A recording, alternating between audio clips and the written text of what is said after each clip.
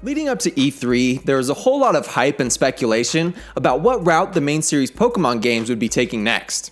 Between the hype for Pokemon Go and Pokemon Sun and Moon, Game Freak had the momentum going to really make an epic announcement and continue this ongoing hype train. During this time, the Pokemon community made dozens of different theories for what might be next, and because of this, I think the expectation was set a little too high and too far between. So when Ultra Sun and Ultra Moon were announced at the June Pokemon Direct, it seemed to be completely out of left field and left many fans of the series outraged. I'll admit that I was one of these people in a sense, but I feel like I totally understood at least why Game Freak made the decision they did. Seeing as the game releases next month, I've been trying to make the decision whether I'll actually pick it up or not, and I've compiled some of my thoughts and decisions here to help others who might be making the same decision.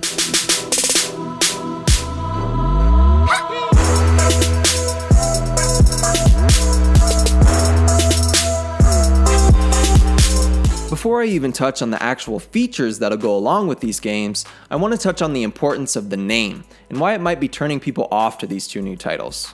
In the current game climate, there seems to be an oversaturation and even a push for re-releasing games multiple times. Even Nintendo themselves seem to be subscribing to this format with the recent influx of 7th gen ports coming to the Switch. I recently watched a video by the YouTuber called Downward Thrust, and I'll leave a link to that video in the description. It's a great watch if you like gaming editorials. The video basically explains how developers have started to purposefully release half-finished games for the purpose of being able to roll out content over time and stay relevant among fans and media outlets past the initial release date. I believe this is definitely a bad thing because it favors designing a game around making money over time rather than focusing on a perfect final product. And when you look at Pokemon Ultra Sun and Moon, it sort of looks like this is almost exactly what this video describes. What people fail to understand though, is that the Pokemon games have been following a similar but different formula since the very beginning. 2 years after the release of Red, Blue, and Green versions, we got Pokemon Yellow version, which was almost the same game with some added story elements, differing Pokemon selection, and some minor graphical and gameplay upgrades. Since this started in 1st gen, almost every generation since has had a similar concept. After Gold and Silver, we got Crystal. After Ruby and Sapphire, we got Emerald, and so on. If Game Freak has done this for almost every generation leading up to it, why are we so quick to dismiss Ultra Sun and Moon? Well, for one, I think a big reason is in the name itself. Just putting Ultra in front of the previous names sort of makes these brand new titles feel like the same regurgitated, deluxe style upgrade we've been seeing from so many other recent releases. Though all the other Director's Cut versions of the previous generation games have had a similar type of upgrade, most of them had a new title that helped make the game feel like a new experience and therefore more worth buying. Because the Pokemon Stars name had been speculated by most of the community for months before the announcement, I think it would have been dumb for them to take that name, but I think that if Nintendo had decided on a single new name instead of Ultra Sun and Moon with the exact same features, it actually would have been received a lot better. This sounds like a very minor difference, but name and presentation can make a world of difference in marketing. When you couple this along with the fact that X and Y was the last main game series, and that didn't receive an upgraded version like this, and that the Switch had just been released, I think there was no way that this Pokemon Direct could have made anyone happy. Since that Direct though, we've received a lot of new info on these titles. The story in Pokemon Sun and Moon was one of the best, if not the best, we've ever seen in these games. The mystery of the Aether Foundation and the plot twist between Lily and her family, there are a lot of elements of this story that had me hooked and made me remember it months after I actually played through it.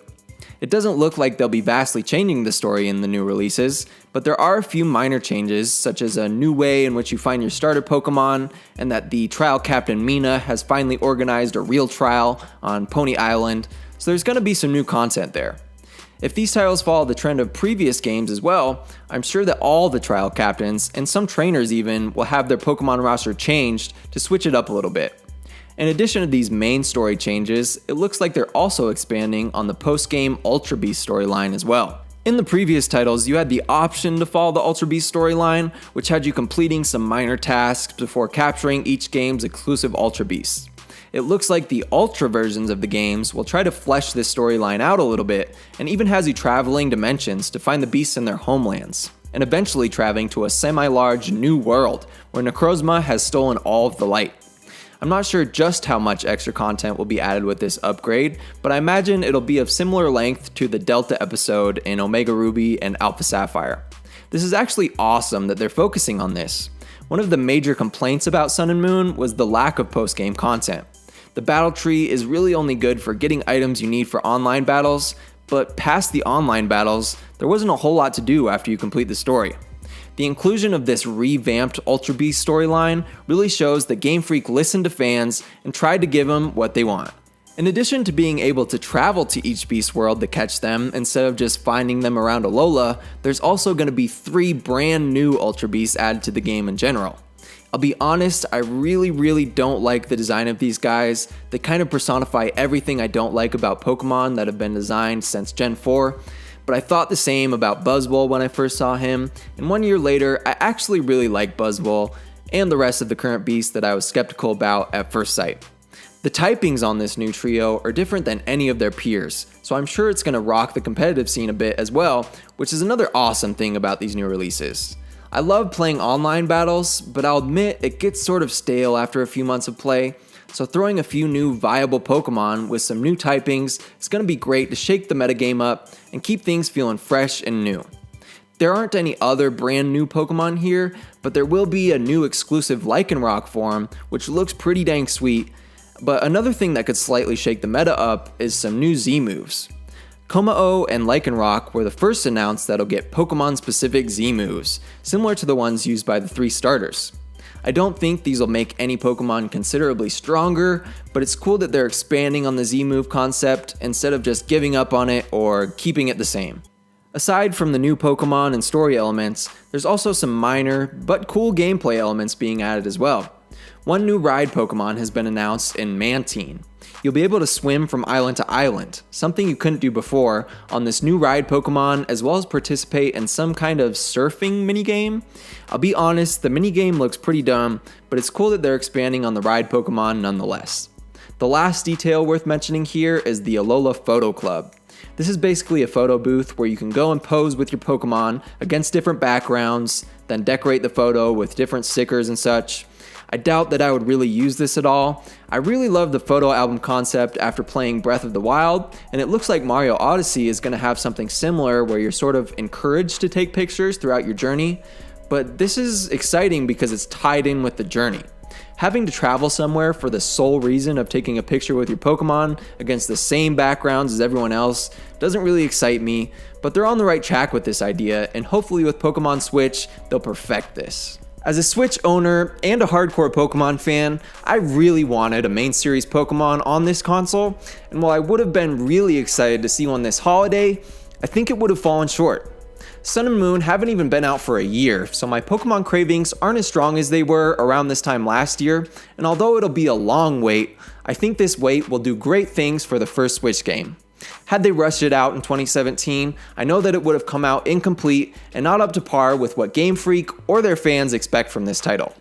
And while I do agree that developers need to stop this money-grabbing idea of releasing incomplete games so that they can re-release it with more content a year later, I think what Game Freak is doing is definitely different than that of other developers. If you didn't enjoy Sun and Moon, you might consider picking this up because it looks like they're really refining what made those games great and trying to perfect it, so give it a second chance. If you did enjoy Sun and Moon but don't want to buy a simple deluxe version of the game, I would ask yourself whether you enjoyed the jump from Gold to Crystal or from Pearl to Platinum, because the amount of changes in between will be very similar to that of those games.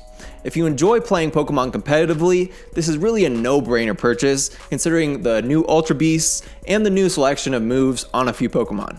Though I think they should have rolled these games out a lot better, I personally believe that Ultra Sun and Ultra Moon will be great games by themselves and definitely worth a play for any Pokemon fan. Let me know your thoughts on these titles in the comments below, leave a like on the video if you enjoyed, and subscribe to my channel for the latest Nintendo content available. This is Max from Max Culture, and thank you so much for watching.